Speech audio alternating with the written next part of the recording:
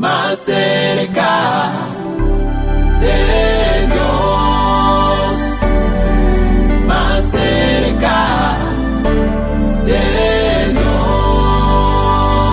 más cerca de Dios. Vamos a compartir en esta mañana la palabra del Señor y quiero hablar acerca de la restauración. Y precisamente quiero hablarle a la iglesia acerca de la importancia que como creyentes debemos restaurar y no condenar a aquellos que han tropezado y caído.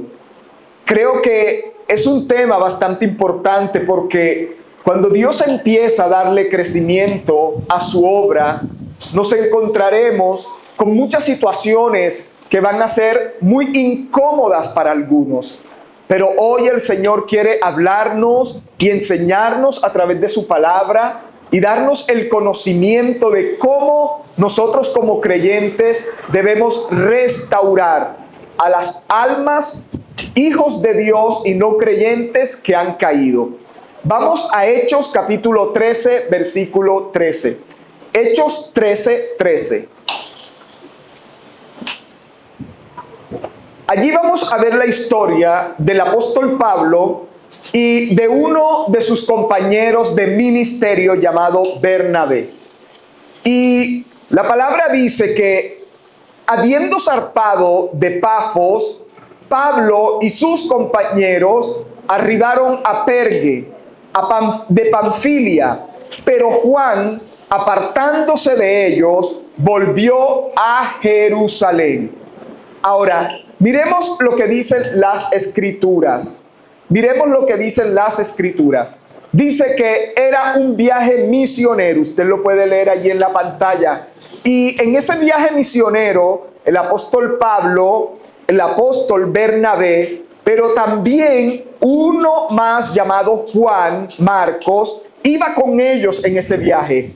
De pronto, Juan Marcos se devolvió a Jerusalén y los dejó a ellos en la tarea que les había sido encomendada a los tres. Ahora, la Biblia no dice en ninguna parte de las Escrituras cuál fue el motivo por el cual Juan Marcos abandonó a sus compañeros de viaje. Tal vez Juan Marcos se desanimó en el camino. Hermanos, el desánimo es uno de las influencias más grandes que hay en la iglesia. Cuando un creyente se desanima, pierde el fuego del Espíritu Santo en su vida, deja tirado aquello lo cual le fue encomendado. Tal vez el desánimo se apoderó de la vida de Juan Marcos. Tal vez ya no quería seguir en ese tema de las misiones y quería dedicarse a otra cosa diferente. Absolutamente no lo sabemos. Pero una cosa sabemos y es que él abandonó en ese momento la obra que Dios le había encomendado. Entonces, hermanos, ¿qué pasa cuando hay hermanos que desertan o simplemente dicen no sigo más? No sigo más en el ministerio. No sigo más en esta obra que me ha sido encomendada. No puedo. Tengo problemas familiares y vimos el domingo pasado que ya los problemas no son una excusa para servirle al Señor. Puede ser que le llegó el desánimo. Puede ser que cayó en pecado. Puede ser que está viviendo un momento difícil en su vida personal y espiritual. Pero ahora vemos lo que ocurre en Juan Marcos cuando se acerca la temporada de ir a otro viaje misionero más adelante en el capítulo 15, versículo 37. 15:37. Vamos a ver entonces lo que ocurre aquí y cómo dos posiciones espirituales sopesan la vida de este hombre que un día abandonó la obra que le fue encomendada por manos del Espíritu Santo. Entonces vemos que las Escrituras dicen, y Bernabé quería que llevasen consigo a Juan, el que tenía por sobrenombre Marcos. Pero Pablo no le parecía bien llevar consigo al que se había apartado de ellos en Panfilia y no había ido con ellos a la obra. Y hubo tal desacuerdo entre ellos, ahora miremos esto, hubo tal desacuerdo entre ellos que se separaron el uno del otro. Se separaron el uno del otro. Bernabé, tomando a Marcos, navegó a Chipre, pero Pablo, escogiendo a Silas, salió encomendado por los hermanos a la gracia del Señor. Entonces vemos lo que la Escritura nos dice acerca de esta situación que se estaba viviendo con Juan Marcos. Ellas señalan que el apóstol Pablo dijo: rotundamente me niego, simplemente me niego, absolutamente no llevaremos a aquel que desertó en la obra cuando más lo necesitábamos. No estoy de acuerdo en que premiemos a Juan Marcos y lo llevemos a otro viaje misionero, porque lo más probable es que nos haga lo mismo que nos hizo anteriormente. Y la posición de Pablo, a pesar que no fue censurada por el Espíritu Santo, fue una posición muy dura frente a alguien que falló, frente a alguien que pecó tal vez, que no estaba haciendo lo correcto en su momento delante de Dios. Y quiero repetir que hay muchas personas que se desaniman y hay otras personas que caen y les fallan a Dios por el pecado. Y hay otras personas que cometen muchas faltas y por eso abandonan el llamado, la misión, en la obra de Dios, lo que Dios les ha encomendado. Pero el apóstol Pablo simplemente dijo: no le daré una segunda oportunidad a aquel que dejó en su momento la obra de Dios tirada. Pero hubo otro hombre llamado Bernabé que dijo: yo llevaré a Juan Marcos porque él se merece una segunda oportunidad. Porque él merece nuevamente restaurarse y levantarse.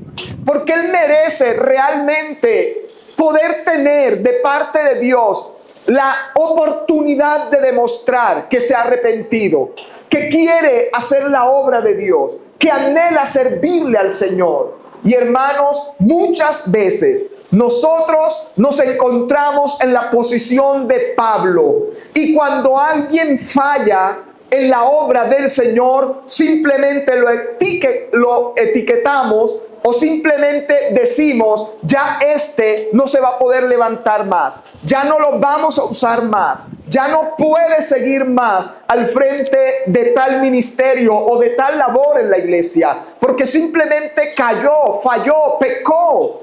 Y sabe, no es así como Dios nos ve. Ahora, levante su mano aquel que cree que Dios lo ha perdonado más de una vez. Ahora, levante su mano si usted cree que Dios le ha perdonado la misma cosa más de una vez. Claro, claro que sí. Claro que Dios es misericordioso. Claro que Dios es el Dios de las oportunidades. Dios es el Dios de los nuevos comienzos. Aunque fallamos, aunque caemos, la palabra de Dios dice: aunque 7 veces caiga el justo, 7 veces, asimismo el Señor lo levantará. Y aunque tú hayas fallado, aunque tú hayas pecado delante de Dios, el Señor te dice: levántate, porque yo estoy contigo. Levántate, te voy a apoyar. Levántate, te voy a restaurar. Levántate, porque nuevamente restableceré en tu vida la posición que antes tenías delante de mí y delante de la obra del Señor. Pero hermanos, debemos entender algo muy importante, y es que aunque Pablo, ¿verdad?, dijo no, Bernabé dijo: yo iré con Juan Marcos. Ahora, ¿quién era este hombre Bernabé? Miren lo que dice Hechos 4:36 acerca de Bernabé. Ahora, yo quiero que aquí existan muchos Bernabé. Amén. Yo quiero que esta iglesia tenga el espíritu espíritu de Bernabé. Ahora, según Hechos 4:36, usted puede leerlo allí, dice: entonces José, a quien los apóstoles pusieron por sobrenombre Bernabé, que traducido es hijo de consolación, levita natural de Chipre. Ahora, el nombre de Bernabé significa hijo de consolación. Significa que era un hombre que generaba consuelo a los demás, que era un hombre que extendía su mano a los demás, era un hombre misericordioso, era un hombre dulce, era un hombre compasivo, era un hombre que exhortaba con misericordia, con amor, con bondad, como Dios quiere que nosotros seamos en esta casa, hijos de consolación. Yo quiero ser un hijo de consolación. Yo quiero ser un hombre que genere consuelo a las almas. Porque, hermanos, aquí hay mucha gente herida, aquí hay mucha gente golpeada, aquí hay mucha gente enferma, aquí hay mucha gente necesitada de alguien que le dé un consuelo, una voz de aliento, un espíritu amoroso, un espíritu compasivo y misericordioso. Dios está buscando en estos tiempos los hijos de consolación que se levantan a restaurar familias, que se levantan a restaurar a hombres y mujeres que han fallado y que han estado postrados. Es triste, hermanos, saber que la iglesia es el único ente que destruye y pisotea a los que caen.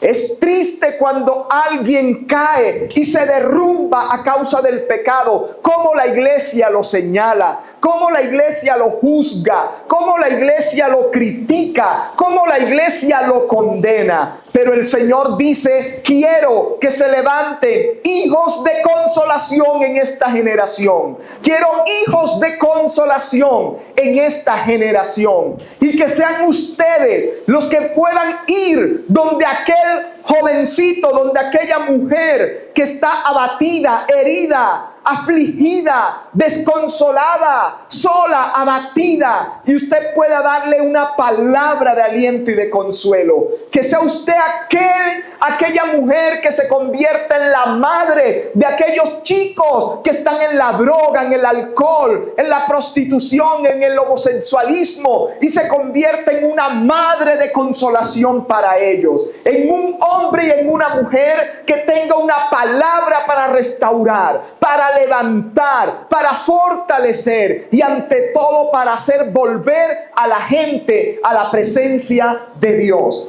Entonces, Bernabé, como hijo de consolación, lo que es el mundo, Bernabé fue el hombre que cuando nadie creía en Pablo, cuando todo el mundo le tenía miedo a Pablo, porque todos sabemos que el apóstol Pablo era el mayor, la peor amenaza que tenía la iglesia en el momento. Era el hombre que amenazaba, que agarraba a los creyentes por los cabellos, los arrastraba, los metían en la cárcel, los azotaban, los afligían a causa del evangelio. Pero una vez Pablo se hubo convertido al Señor, la primera persona que lo acogió fue este hombre Bernabé. Hechos capítulo 9, versículo 27. Miremos lo que dicen las escrituras. Entonces Bernabé, tomándole, hablando del apóstol Pablo, lo trajo a los apóstoles y les contó cómo Saulo había visto en el camino al Señor, el cual le había hablado, y cómo en Damasco había hablado valerosamente en el nombre de Jesús.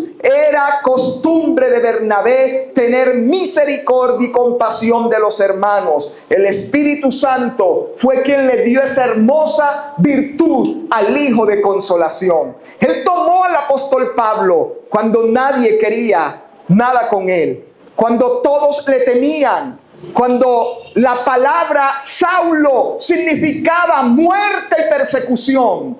Él lo adoptó en su consolación y le dijo: Saulo, he sabido que el Señor se te ha presentado, he sabido que el Señor se te ha revelado. Yo te consuelo y te exhorto y vamos hacia donde están los demás apóstoles del Señor para que ellos puedan ver la obra que Dios ha hecho en ti. Entonces vemos cómo Bernabé pudo traer consuelo a muchas almas de sus generaciones. Mis queridos hermanos, no solamente necesitamos Bernabé en la iglesia, necesitamos Bernabé en la calle, en la casa, en el trabajo. Necesitamos a los hijos de consolación en todo lugar donde exista una persona herida, en todo lugar donde exista un afligido, en todo lugar donde exista un necesitado. Necesitamos a los hijos de consolación en las casas de restauración, llevando una palabra de consuelo a los barrios. Necesitamos a los hijos de consolación en los hospitales, en las cárceles, en las calles donde están los afligidos. Allí necesitamos a los hijos de consolación. Y hoy mi oración delante del Padre es que de esta casa haya un renacimiento de hijos de consolación, que ponga el Señor palabra sabia en tu boca para hablarle esas palabras al cansado, al débil, al afligido. Clamo al Espíritu de Dios para que venga sobre ti, coloque ese anhelo de ser un instrumento de consolación en esta tierra, en este pueblo que tanto necesita de la presencia del Señor. Así que hoy podemos ver cómo el Espíritu Santo anhela levantar una generación que no condene, que no señale, que no aplaste al herido, que no destruya al afligido, sino una generación que tenga el poder de levantar y de restaurar, que tenga la unción para perdonar, que tenga la unción de liberación en la vida que emocionalmente están atadas y oprimidas por el diablo. Ahora, solamente podemos restaurar a aquellos que se arrepienten. Dígale al que tiene a su lado, solo puede restaurar aquello que se arrepiente. Ahora, nosotros muchas veces queremos ser hijos de consolación y vamos y tratamos con la gente, pero ¿qué pasa cuando la gente simplemente no quiere ser restaurada? Cuando la gente no quiere abandonar su pecado, cuando las personas no quieren dejar a un lado su antigua vida o el pecado o la falencia con que cayeron y fallaron al Señor. Simplemente, hermano, aunque tengamos mucho consuelo, mucho amor en nuestro corazón y mucho anhelo de que las personas puedan ser restauradas y puedan ser levantadas, tenemos que hacernos a un lado y dejar que el Espíritu Santo haga su obra de convicción en la vida de las personas. ¿Sabe? Entre más duro es el corazón del ser humano, más fuerte es la palabra de Dios, que es como martillo que quebranta la piedra. Y aquellas personas endurecidas con las cuales Dios tiene un propósito, será un martillo gigante, la que tendrá que empezar a golpear esa roca hasta realmente traer la convicción y la liberación espiritual que esa persona necesita. Proverbios 28:13 nos dice algo muy importante y nos habla acerca de aquellos que podemos y debemos restaurar. Cuando Proverbios 28:13 se manifiesta, dice de la siguiente manera: quien esconde su pecado, y quiero recitarlo en la traducción lenguaje actual, creo que acá está en la Reina Valera, sí. Dice: quien esconde su pecado jamás puede prosperar. Quien lo confiesa y lo deja, recibe el perdón. Ahora, acá, sí la tienes. Bien, entonces, mire lo que dicen las Escrituras. Aquel que esconde su pecado no prospera. Mis hermanos, aquí estamos delante del Señor. En nuestras vidas tal vez hay cosas ocultas que por no sacarlas de la oscuridad donde habitan en nosotros, no hemos podido prosperar en muchas áreas. Estamos pidiéndole a Dios paz, no tenemos paz. Estamos pidiéndole a Dios su bendición, no nos llega su bendición. Estamos rogándole a Dios por fortaleza, o por nuestra economía, o por nuestros hijos, o por nuestra familia, o por cualquier área de nuestra vida, pero de ninguna manera hallamos respuesta. Quiero que puedas examinar tu corazón. David decía algo muy importante: Señor, aún líbrame y perdóname aquellos pecados ocultos que ni siquiera yo sé que cometí. Y hay muchas cosas que hablamos tan ligeramente, que son pecado delante de Dios y quedan en oculto y quedan guardados, porque simplemente ni siquiera reconocimos que fueron pecado. Hay pensamientos, hay acciones, hay situaciones que hacemos a diario que son pecado delante de Dios, que nos manchan nuestras vestiduras, pero como no las vemos, como no lo sabemos, como en el momento no nos percatamos de cuán dimensión era lo que dijimos o lo que hicimos, cuánta dimensión tenía en el mundo espiritual, simplemente quedó en oculto. Pero el Señor quiere que renuncies a todo lo oculto que haya en tu corazón, en tu vida, en tu mente, en lo más interno de tu ser. Porque cuando tú sacas a la luz lo que está en oculto, y mire, antes de pronto pensábamos y decíamos: Señor, es que me da mucha vergüenza contar mi pecado, me da mucha vergüenza que alguien sepa lo que yo hago cuando nadie me ve o cuando me encierro en mi habitación. Eso me da vergüenza, Señor. Dios está diciendo que lo hables con Él, que lo descubras delante de Él, que ya lo saques